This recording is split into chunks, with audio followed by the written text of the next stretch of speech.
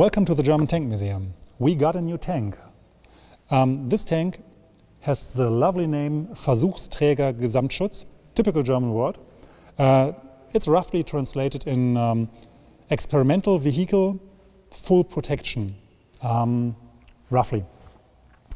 What you're seeing here basically is a Leopard 1 tank hidden beneath a superstructure that was designed to hide the tank from radar and infrared. Optical reconnaissance as well, as you see with the camouflage, but infrared and radar were the essential things. This tank was built in 1987, or around 1987, when infrared and radar became a real threat to armored fighting vehicles. On the one hand, thermal imaging was becoming more and more perfect and more widespread. On the other hand, the artillery was now able to combine infrared and radar to actually use intelligent ammunition and to choose targets on the battlefield. So the question was, how can we hide a tank on the battlefield? And the German engineers came up with this experimental vehicle, which still looks very futuristic, I think. And this vehicle basically gave two answers. First of all, against radar, they used what later became widely known as the typical stealth look. On the one hand, you got the shape. There are no small parts. There are as few as possible gaps and corners and parts on the surface. It's as smooth and wide as possible.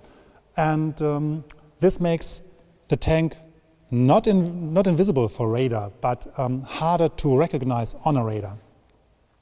A second measure was to give this thing a whole coating with radar absorbing foil on the surface.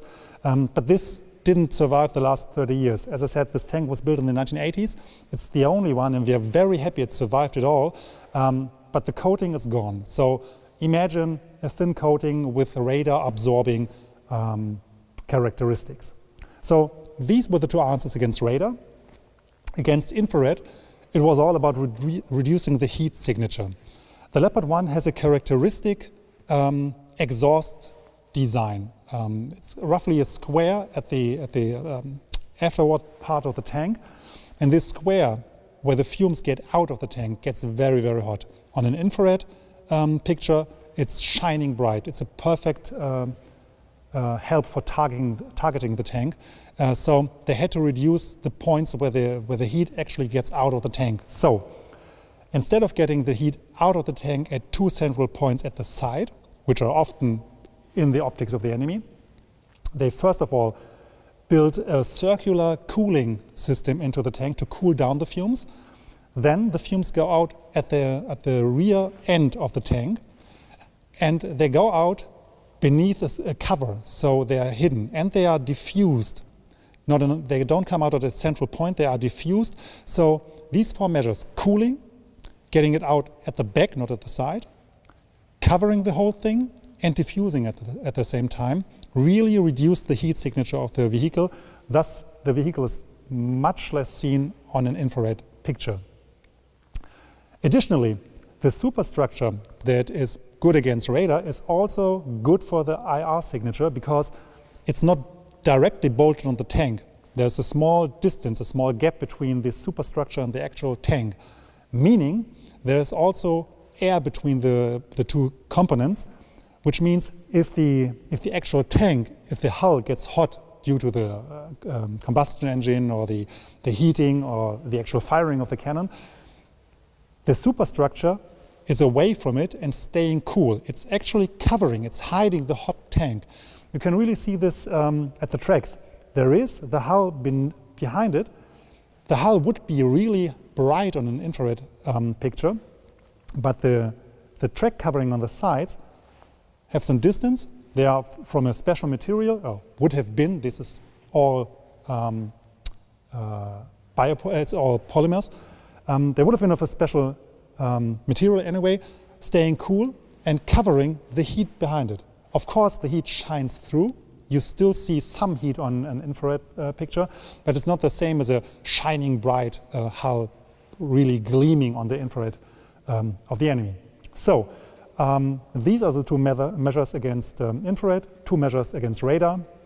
Additionally, we got the camouflage, and the superstructure would have been, of course, additional armor too. It wouldn't have been paper or plastic, it would have been armor. So there's actually an improved armor on the Leopard tank. So the idea of an experimental vehicle, full protection, is really done. It's on the optic field, infrared, radar, and actual physical protection. So this thing was very, very full protection, very Gesamtschutz.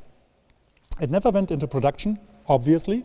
It's very obscure. It's a thing you won't find on the internet, or very seldomly find. Normally, every prototype of everything is somewhere, but this stealth tank, so to say, is seldomly found. But the results of the research, the results of the actual measuring what works, what doesn't work, how is heat deflected, how is radar deflected, what is going on beneath the tank, and all this actually were used when modern vehicles like the armored fighting vehicle Puma or the Boxer were designed. These actually benefited from the results of the research around this vehicle in the 1980s. So it's a perfect example for Cold War technology that didn't immediately lead to something, but is still relevant today because the results are still used in vehicles we build today. So this stealth tank is our newest addition to the collection. Come and visit. I think it's very impressive. It's nice to see live, and you won't see it anywhere else. Bye.